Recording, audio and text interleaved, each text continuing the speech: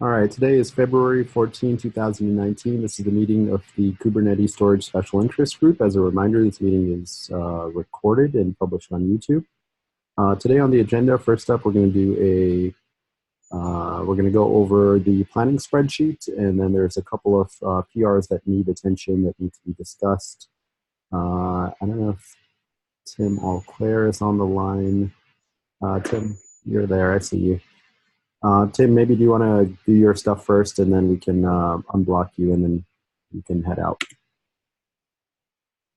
We wanted to discuss the user namespaces. Yeah, sure. Actually, Vikas, do you want to take this one? Yeah, sure. Yeah. So, shall I share my screen? Yeah, feel free. Yeah.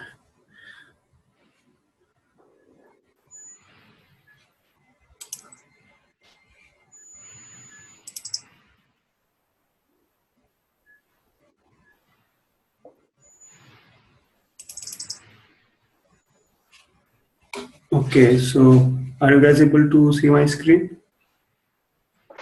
Yes. Yes. Okay. So basically, I'm working on this proposal since quite some time. This is for providing user namespaces support in the Kubernetes, which now many runtimes are supporting. So I just want to jump directly to the topics which are relevant for the SIG storage, and I would skip the CRI part. So here, there are 2 points on which I want guidance, and I would like to discuss with the storage guys. The first one is related to that not all the volume types will be able to support user namespace remapping initially. So, for example, the remote volumes such as NFS would not be able to support user namespace remapping, at least at the moment in Java. So, in such case, to have the backward compatibility, so that the workloads which used to run earlier should also run when user namespace feature is enabled in the cluster. So to have that backward compatibility, one option is to switch to turn off this user namespace remapping, specifically for the pod which is requesting such a volume type which does not support user namespace remapping. But if we do this implicitly, then it might be confusing for the users and pod authors when a volume is when a pod is using username is remapping, or when it has got disabled implicitly. So to provide the clarity to the user, Tim suggested to add this host usernames to make this user namespace remapping support as an option in the volume. So here I'm proposing to add host user namespace in the volume object, in the volume structure.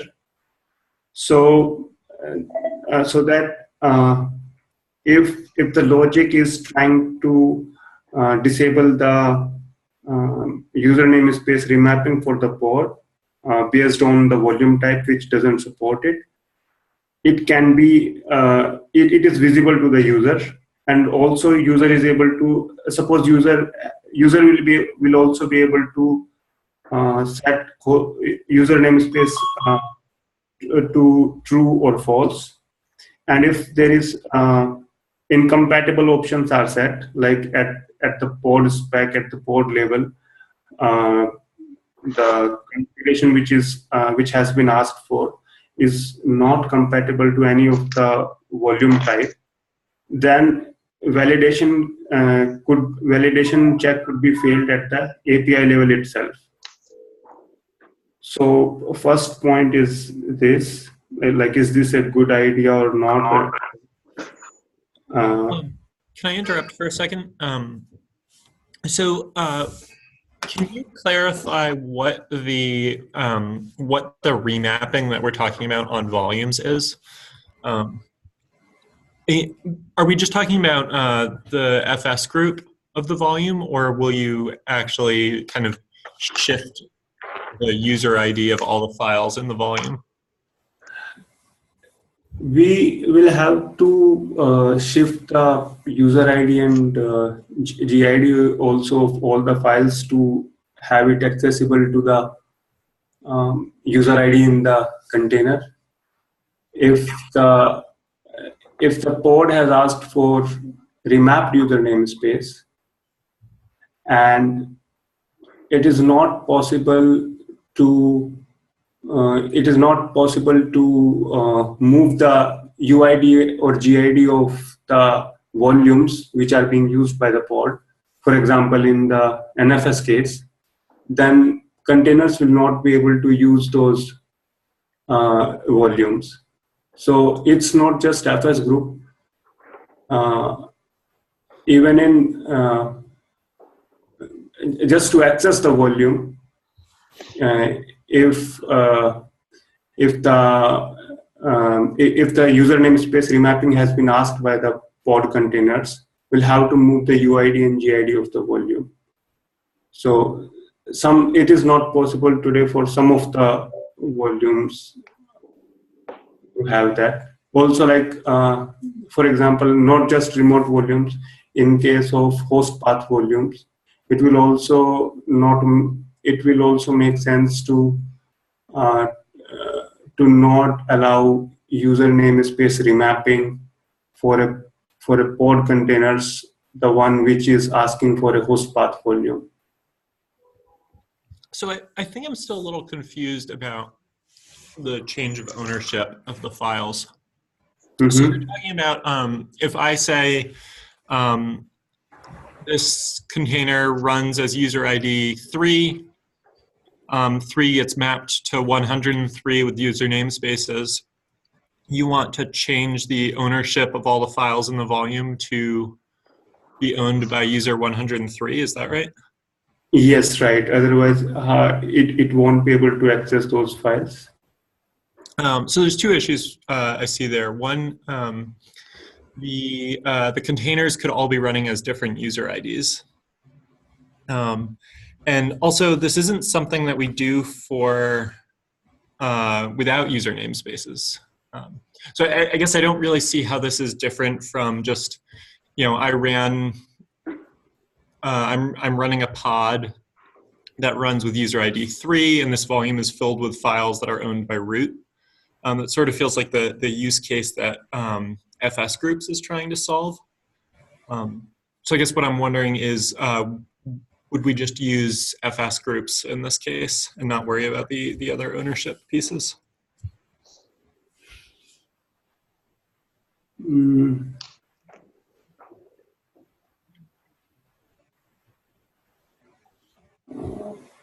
Like, are you suggesting to when the pod is not requesting a supplemental group or FS group, are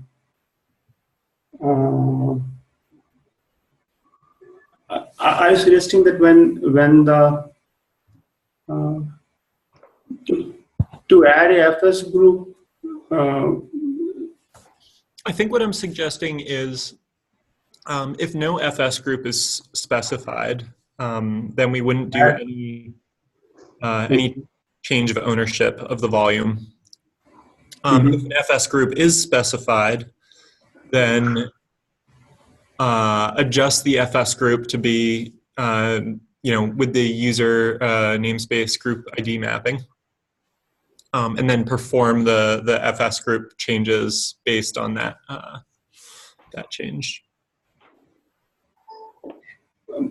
Surya, I'm not able to follow. Like if FS group is not used and we are not changing the UIDs of the volume, then how the container will be able to access the volumes? Yeah, that's the default. Right now, you cannot use such a volume cannot be written by the container. That's how it happens right now also. So you can end up with a volume that container cannot write to it. But we want to have the container write to it, because if the container is running with the remapped user namespace, so the UID, which is essentially root inside container user namespace, should be able to access its volume from within the container. Though outside on the host, it's something else, not the UID 0. I think what Tim is suggesting is that to use user namespace remapping with volumes, you also need to specify FS group.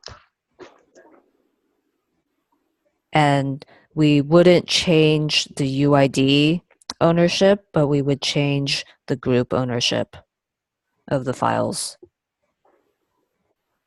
Okay. So Tim is suggesting that it's a limitation. It would be to have it as a limitation of using user namespaces to mandatorily use FS group. Is that correct? That's what I think, because Tim brought up a good point that volumes are supposed to be shareable by different containers, and each container can have its own UID. So remapping the UID of the files doesn't make sense. Yeah, it's making sense to me as well. I didn't think in this direction that each container can have a separate UID. Okay. I have a question in that so you mentioned certain volume types like NFS cannot support this remapping. Yeah. Can we expand that to say any multi-writer volume cannot support this? And all single writer volumes can? Can we assume this? Well, if we're going down the path of just saying that you use FS group to get user namespace or with user namespaces, then wouldn't it just be whatever volumes support FS group remapping? Yes, that's correct. I'm asking this because now that we have CSI, we don't necessarily have information about exactly which drivers support FS group or not. So what we did with the CSI implementation is that we assumed any single writer volume supports FS group and any multi-writer volume does not support FS group.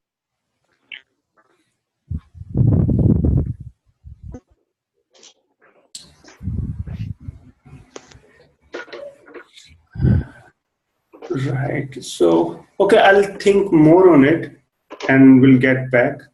I think single writer with with file system type.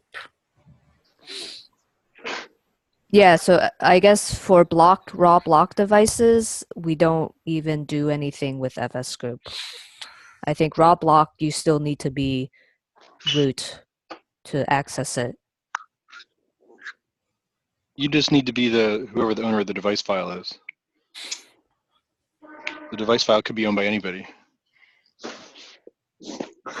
Because I had another question. So this FS group and the mapping between the host and the container, it says the document says one-on-one. Like it's like we really didn't go into that section yet. So is it like, so if the pod has FS group 2000, the container runs as same 2000, or like how does that work?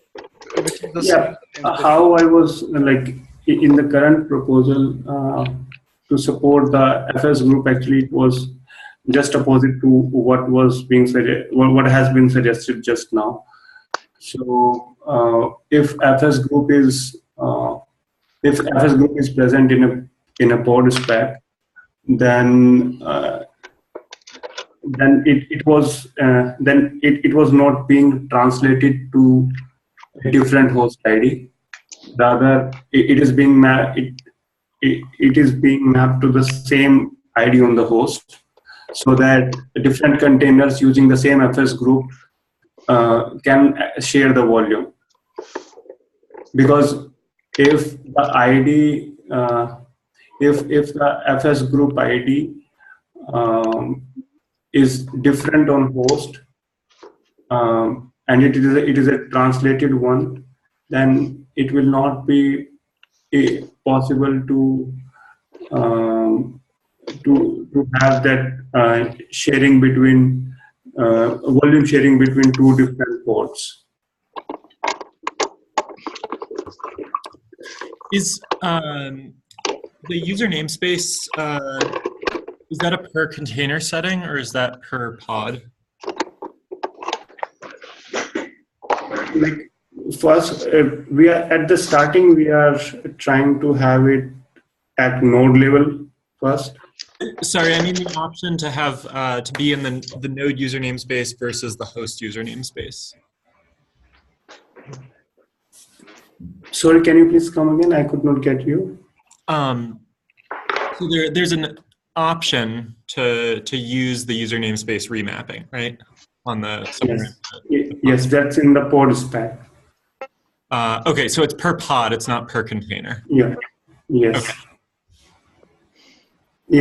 Yeah. So if the remapping is being used, that is for all the containers.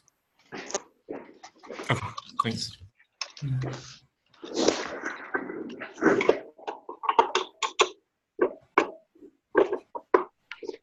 I'm not entirely sure that I understood how FS group using FS group should be used. Actually, I didn't think in this direction that each container could be running with a different UID. So I will do more on this and we'll get back on this point. And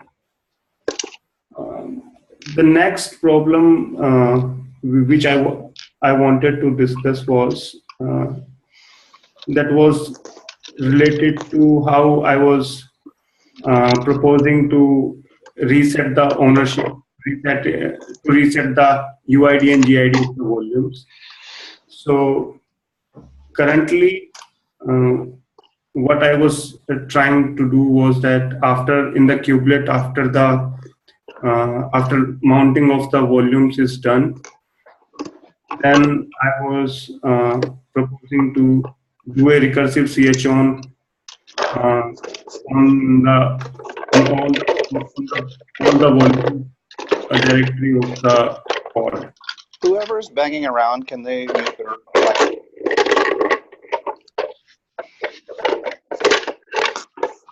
Gerry, I think it's you. Sorry. Thank you. Okay. So this is related to the performance problem when we are doing recursive chown at the volumes directory of a pod to change the UID and ownership UID and GID.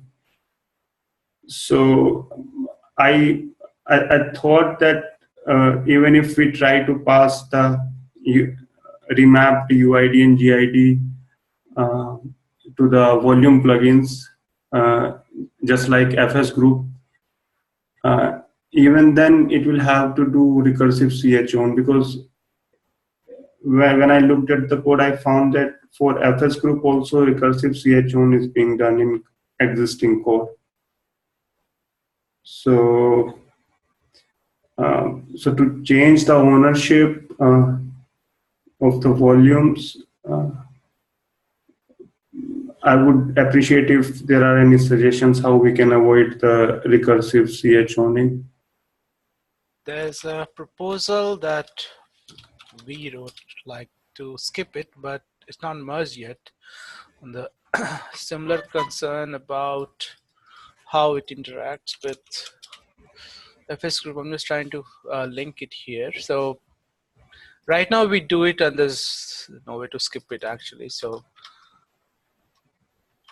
I think the performance, I'm just linking in at the chat. So performance concern, it's on SIG Storage agenda to kind of like fix it, but we are trying to look at it from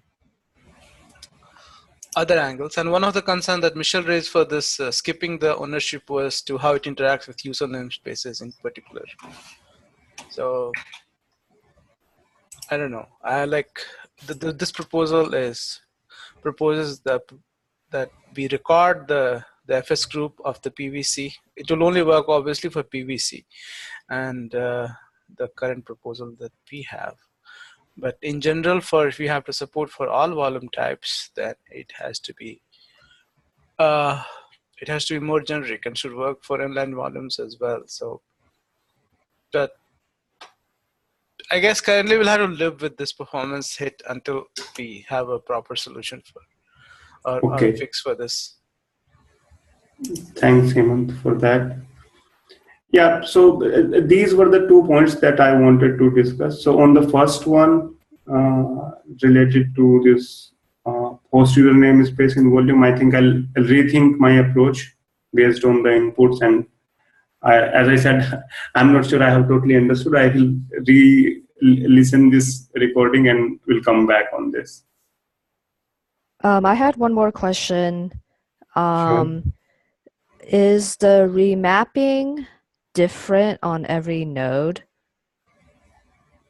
Like if a pod gets rescheduled to a different node? It can be different because remapping is a runtime configuration.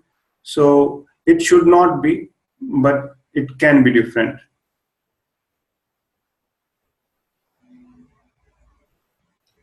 But it's a one-on-one with FS group, so it should be, if FS group is specified, then it should be same, right?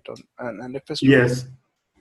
So because of this problem that pods can be on different nodes, and if they want to share a volume using FS group, then if the user namespace configuration is different on different nodes, then they will not be able to use the FS group in a remapped configuration, because then translated host ID will be different on different nodes if the configuration is different.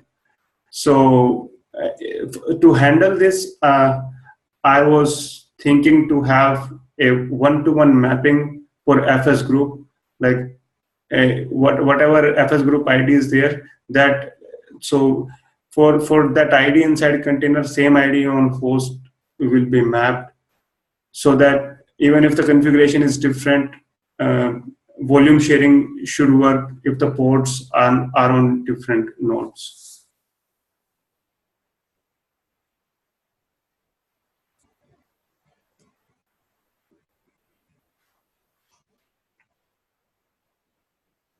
Yeah.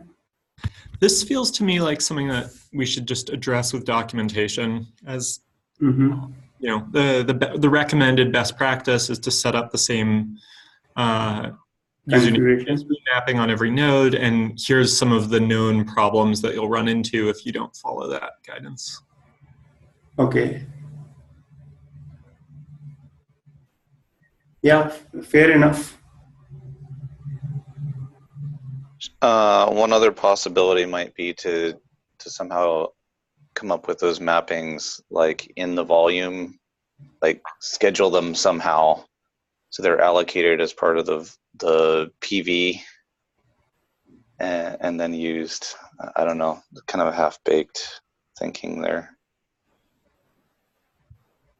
Okay, I'm going to time box this discussion since we still have to do the rest of the agenda. Any last comments on this?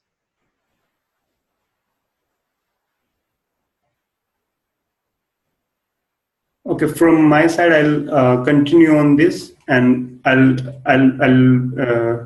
make the changes. I'll think based on the suggestions and inputs, and I'll come back in the next meeting. Great. Sounds perfect. And thank you so much for your time. Thanks all. Thank you. Thanks, everyone. And if you can stop sharing your screen, I'll go ahead and share mine. Okay.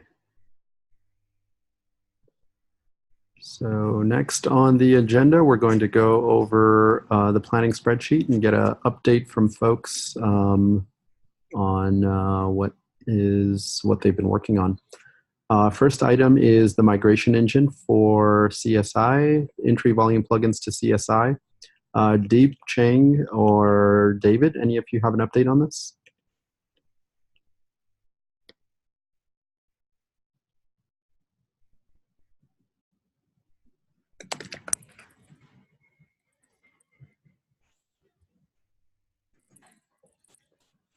Okay, we will keep moving on since nobody there is here to represent. Next item is implementing CSI pod inline volume support. Vlad or Kevin, are either of you able to give an update on this? Yeah, I can give you an update.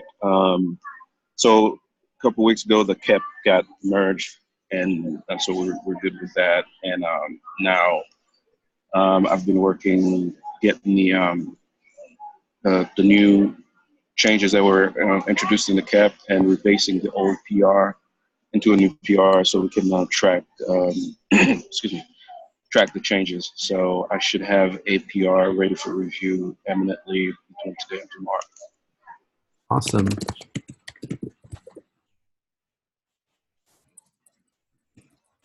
Cool. Thanks a lot, Vlad. Next item is block volume support, moving CSI entry block volume support to beta. Sorry, that's not entry. That's CSI block volume support to beta. Yeah, yeah. Go ahead, Ben. The KEP got created, the exception got filed, the exception got granted, and the KEP got merged. So all of that process stuff happened. We've done one round of code reviews on the changes to the host path driver itself, and discovered that there's some stuff that's not, it's too stateful, so we're going to try to make it stateless. And Sunny has said yes to making the changes, but I don't think they've actually happened yet. Michelle also identified some problems with the entry code in terms of how kubelet interacts with node plugins. We had a meeting about that on Tuesday and agreed to make changes to kubelet to basically do what the CSI spec says. And that change is out and being reviewed. And I have an AI to go back to the CSI community and have a discussion about the semantics of published and unpublished for raw blocks, because it's still not clear. And I think that the lack of clarity is how we got the bad code that we have now in kubelet to begin with. In particular, there's fuzziness around, whether multi-attach means multiple pods on one node or multiple pods on multiple nodes. So we'll have to cover that with the CSI community next week. But everything is sort of looking good, but there's a lot of code reviews and I'm the bottleneck. So I'm going to try to get through all my code reviews. Cool, sounds good. One more in that vein. Sure. When we're looking at ephemeral drivers, you can also have a volume per pod across multiple nodes. And I've been struggling a little bit. Is that a single writer or is that a multi-writer, even though the writes can't cross nodes? Ah, interesting. So something else to maybe bring up during that time. You mean for CSI in particular? Yeah. Yeah, come to the meeting next week and or put it on the agenda for the meeting next week and then come. And it's on Wednesday. On Wednesday, okay. I'll try to make that. But Wednesday at this time. All right, cool. Next up is CSI out of tree adding support for online, offline resizing, specifically volume expansion. Hamath, any updates on this? Yeah, so we had the KEP merged. So you have some follow-up comments. I addressed those in the follow-up here. I'm working on the changes to kubelet and ML MHL. I think Lynn, she's working on the the resize controller externally. So yeah, I think we are looking good. Awesome. That is good news. Okay, let's mark this as started as well. Next up is the CSI Driver Lifecycle Manager, installing, upgrading, etc. Jan, any updates on this? Sorry, no progress yet. Okay, no problem. We can drop this for the quarter if we want to consider it for next quarter. Maybe. Okay, then we'll just leave it here until you're... Yeah, leave it. Okay. Next item is moving CSI topology to beta. Deep, are you on the line by any chance?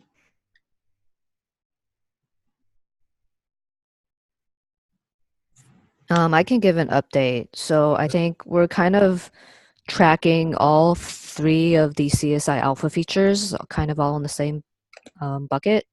It's topology, skip attach, and pod info on mount. All 3 of the features were blocked. They're all using the CSI CRDs, and we were blocked on a way to automatically install the CRDs into the cluster by default. We went to SIG architecture, and they agreed that we can move our CRDs back to in-tree objects in order to unblock us. So Shing is working on that now. Perfect. So that status is going to apply in a few different places. It was topology as well as... I think it's the number 10, move alpha CRDs to beta. So this is the actual item. So let's say Shing is working on this. Okay. And then I guess the 2 sub-features of that were just being tracked as part of this. Okay, looks good, and I'm glad we were unblocked there. So great work, everybody who helped get that unblocked. Next item is secure volumes. This is a design for this quarter that Jing has been working on with the Node team. Jing, are you on the line? Can you give an update? Looks like she is not available. I can give an update on her behalf. Yeah, we've had discussions with the Node team along with the gvisor team on this, and also the security team. So yeah, we're still trying to scope out what possible solutions we want to pursue. There's quite a few different options we can go choose from. Okay, so it looks like the design is in progress, lots of discussions going on, and we'll take it from there. Thanks, Michelle. Next item is scalability testing. This has started. I have a KEP out with a test plan, and Wojtek and Patrick are both reviewing that. So once we can kind of finalize on a first phase of scalability tests, then we can actually start implementing them. Sweet. That is great progress. So let's go ahead and mark that as started as well. Next up is moving the alpha CRDs to beta. We already discussed that. That's unblocked. Next up is redesigning keys for per node volume attach limits. We decided this would be a design only. It's something that we need to do for the CSI migration. Any updates on this, Saman? Yeah, so we have a new design finalized. We had a call with Bobby and another 60 leading folks, Ravi, and we have a new design and it's looking good. So I think we're in good shape. I'll try to get it written in a KEP format this quarter. The next quarter. Cool. Thank you. That definitely sounds good. Next up is pluggable end-to-end test framework. So there was one PR outstanding here last time. Any updates on this from either Patrick or Michelle? Yeah, so I think we're getting really close to this. I think Patrick has just 2 PRs remaining.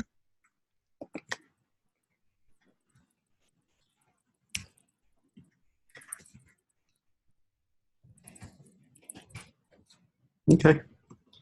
So that looks good. Next up is Kubernetes conformance, establishing processes, test, and documentation. Not much progress this time. I'm still trying to figure out how to tag validation suite rather than conformance. So, Sorry, what are you blocked on? not really blocked. I'm trying to figure out how to create a validation suite instead of a conformance suite. So a different tag. So like a node conformance will be node validation. Similarly, we should have for storage. So I still have to figure that out. Sounds good.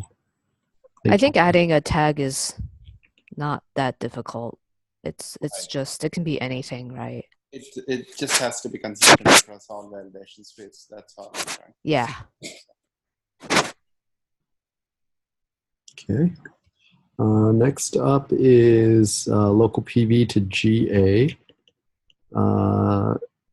Last time we discussed this, all the outstanding tasks were identified, and somebody was looking into race conditions. Yeah. So we've added a lot of tests in the meantime since the last update. We basically added local PV to the test framework tests that we have, and we are ironing out some flaky issues with those tests. We have not started looking at the race conditions yet. Okay.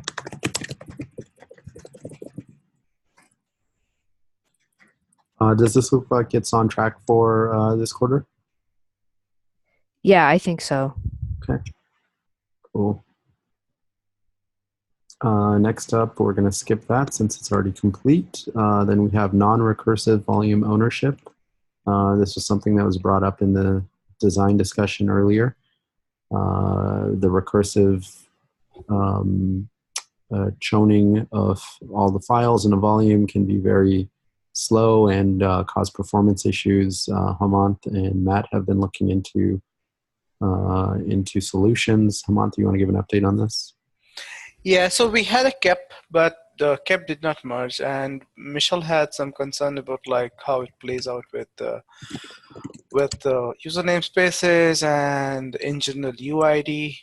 So I guess like I think there's no broad disagreement, but it's just that we're trying to find like, so we'll convert this task to a KEP only, design only in this quarter. If we can come to a conclusion, that'll be great for this quarter. Okay, so let's go ahead and make that change. All that design, make that eventually. And then if you could update that enhancement issue to just remove it from the milestone, that'll make it easy for the release team to track. Okay. All right, cool. Thank you for that update. Next item is revisiting UID, GID handling with volumes. I don't have an update on this. Okay.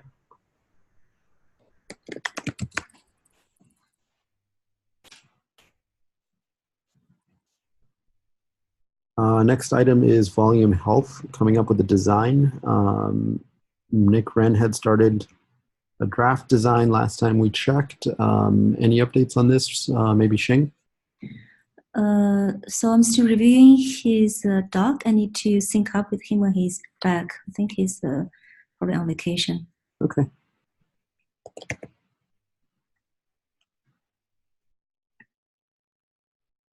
Next item is CSI entry post-GA tasks.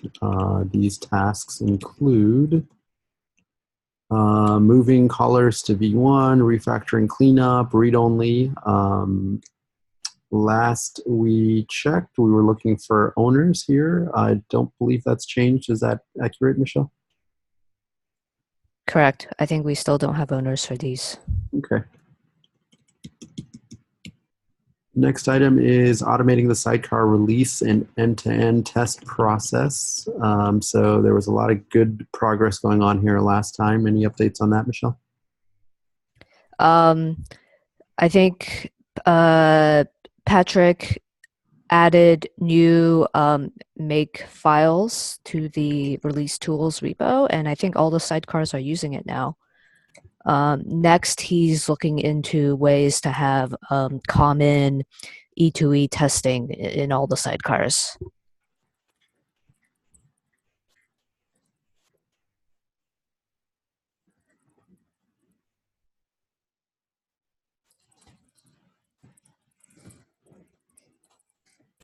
Awesome. All right, next item is refactoring the kubelet driver registration process. So we had somebody volunteer to pick up this work. I haven't seen any updates since then. I'll have to follow up and see what their plans are. Next item is volume snapshots. This is design work for this quarter, kind of opportunistic as much as we can get done. It looks like there were a few KEPs that were in discussion around taints and execution hooks. Any updates on that, Shing?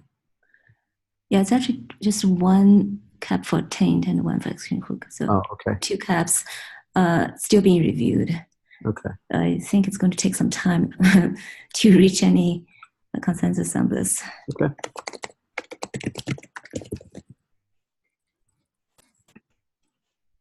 Cool.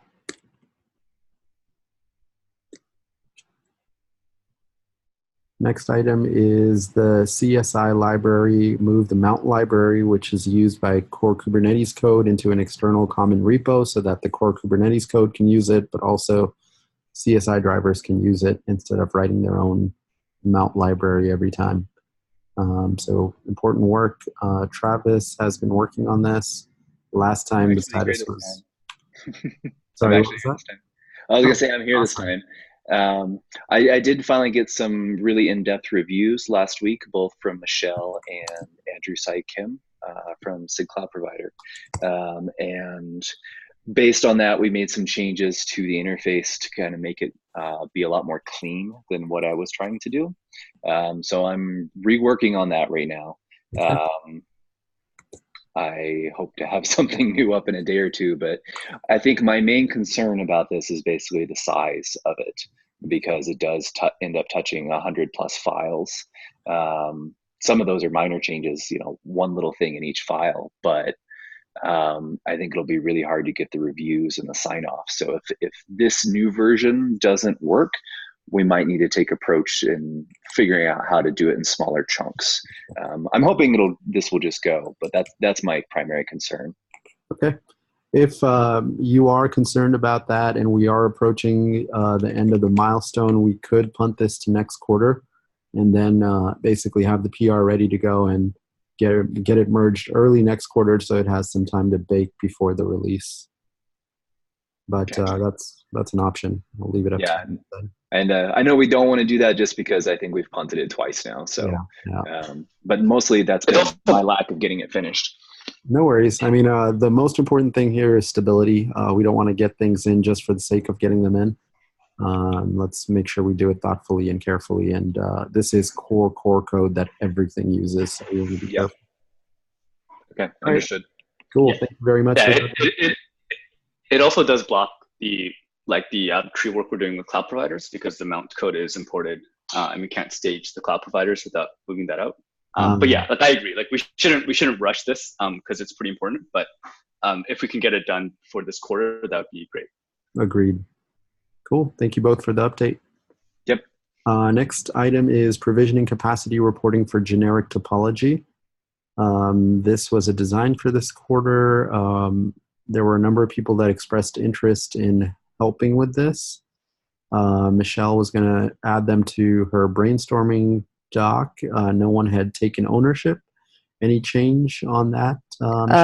No, that's still correct. There's still no one wants to take ownership of this. Okay.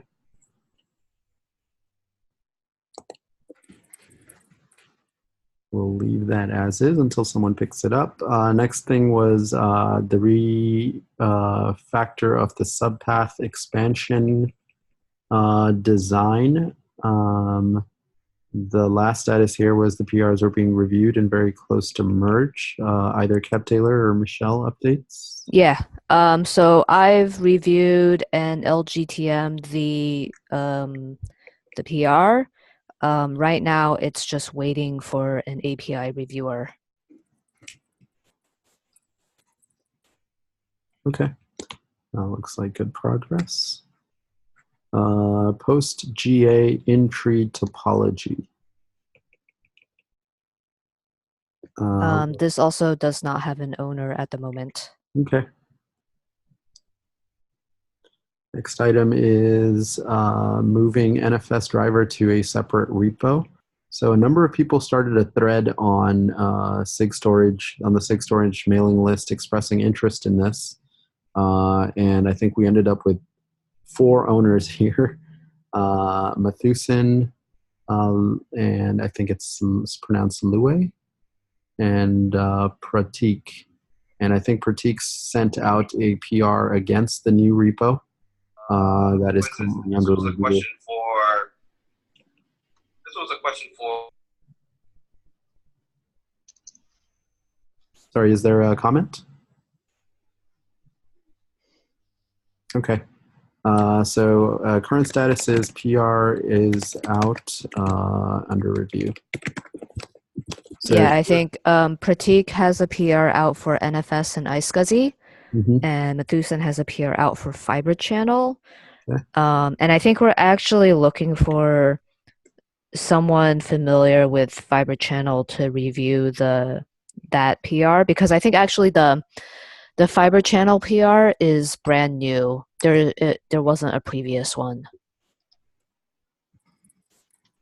Got it. Anybody on this call who's interested in the Fibre Channel CSI driver, interested in helping review that?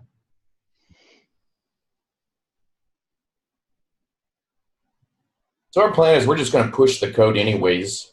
It's not being used. We're just going to drop it in the repo, and we'll do the validation and do some testing on it. And then if people want to come in after the fact and retest it, they can. Okay. So basically the idea is to do best effort code review and then get something merged, and we'll call it alpha or something, and then people can test it out and revise and revise and revise. Yeah. We'll just iterate on it. Okay. Seems reasonable. All right, so that's the NFS CSI driver, iSCSI CSI driver, and Fibre Channel CSI driver. Good progress on all 3. Next is moving the online resizing code to beta. The design was moved to a KEP. There was no need to file an exception. I believe the KEP had merged. I had a couple of outstanding comments on the KEP, but they were pretty minor, nothing blocking. No, I think online resizing KEP did not merge. Oh, okay. The CSI resizing one merged. Okay, all right. So this one did not merge. That means it's blocked for this quarter. Yeah, I think we have to take a call on configurability of this thing. I sent an email to SIG Apps. I didn't get any useful responses back, so maybe we have to join a call. But I think it's not like what SIG Apps say. You just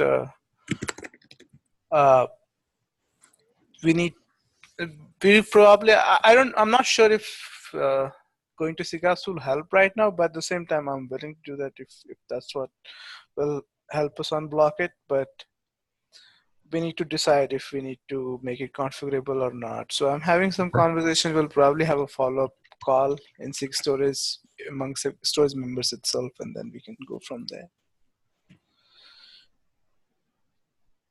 Okay, so let's go ahead and change this to design for this quarter. And oops.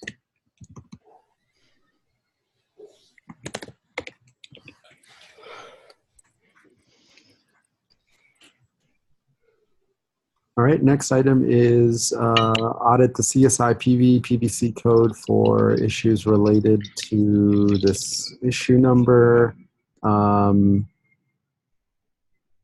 We were going to see if we could get somebody from the community to help with this. Any updates on that, Michelle? No updates on that. I did talk with him and he agreed to work on it. Okay, that is great.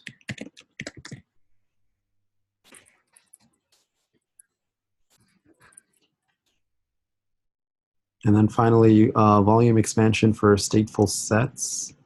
Coming up with a design for that. Any updates on that, Aman? Yeah, so there's a design out. It has necessary LGTM and approve actually, but it's right now on hold. So it was made as an exception, but the thing is that it is an outstanding question that how it will handle offline only volume expansion, that the KEP that been written down, it doesn't answers that. The KEP has provisional tag on it. It's been approved by SIG apps. I don't know if SIG Storage wants to approve it, like remove the hold and it will merge. So that's the thing. But it has an outstanding question that the KEP author has not answered. So okay.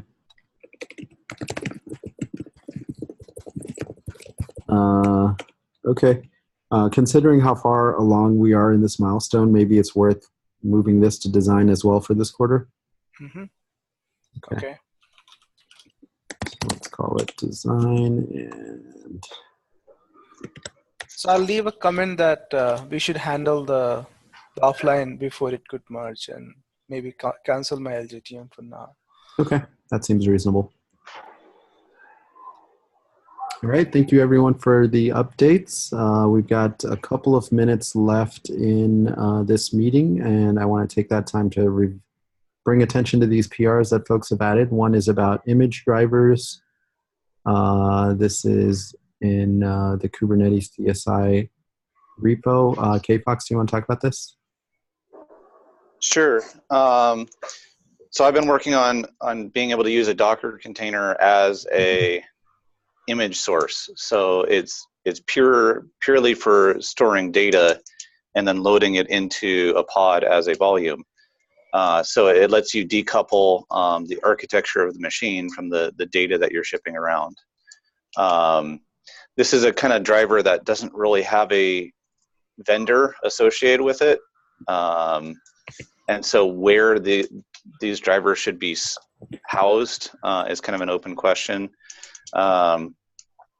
We talked a while ago, and it seemed like the Kubernetes CSI namespace might be a good place to house it. There's probably going to be other drivers in this category, like the CSI NFS driver or something that's not specific in any way to any vendor.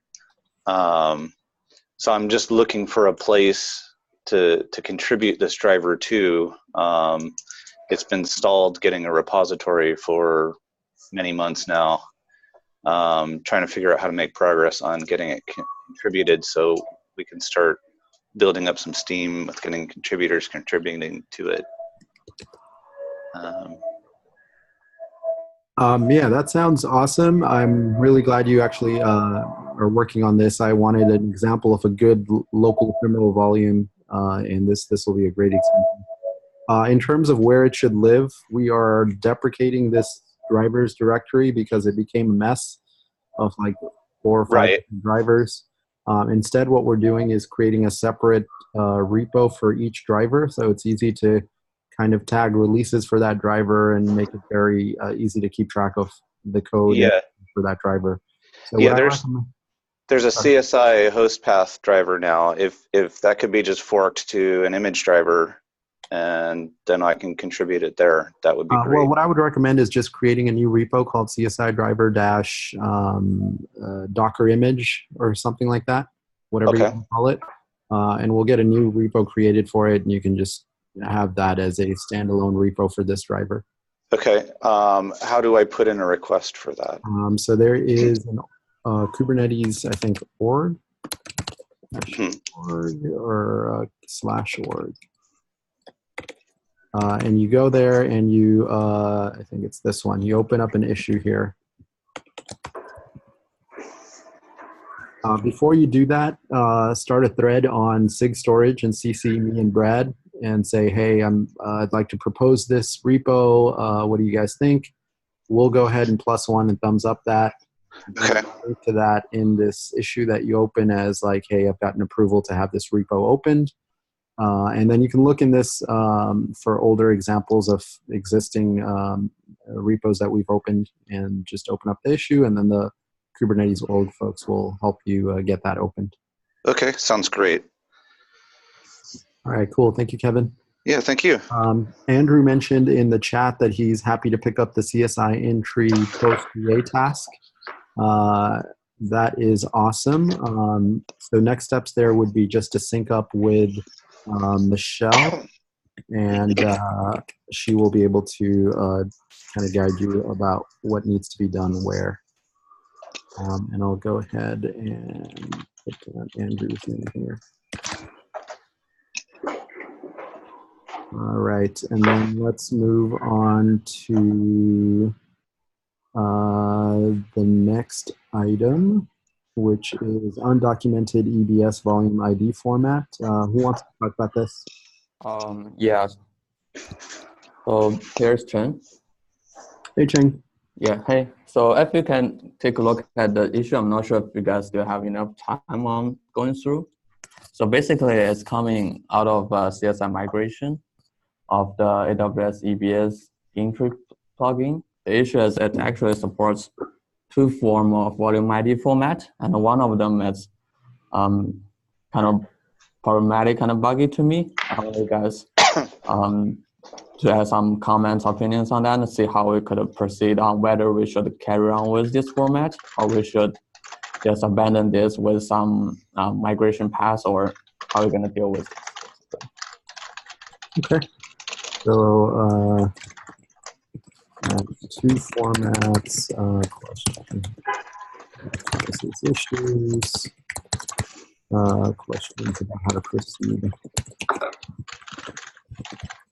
for migration. Okay. So for folks who are familiar with that driver or interested, please take a look at that PR, and then maybe Chang, if there's still outstanding questions, feel free to add it to the next agenda for the next meeting, and we can discuss it in detail. Yeah, well, I will follow up on the issue first and see. Okay, that's good. Thanks. And then finally, I think there was a comment in the chat, shout out about the Vault driver, I believe. Vault conference. Vault is the Linux Storage File System Conference, and I was just wondering if anyone's going to be there. I also wanted to put a note that David Howells, who's part of the Linux kernel storage and security group, he's at Red Hat, doing some interesting stuff. People might want to have an opportunity to chat with them if they're going to be there. Got it. So if anyone's going to be there, let me know. Okay, and if anyone from this SIG is going to be attending, please feel free to add your name there and sync up with Gerry, and you guys can maybe have a meeting there or something. Yeah, David's done some interesting work on queuings in the kernel that can be leveraged by storage. Oh, super cool. Okay, hopefully there will be recordings of any talks or anything given there as well. You can share those back for folks who aren't able to attend. All right, any other questions, comments, concerns? If not, we'll call it. All right, thank you very much, everyone. Take care.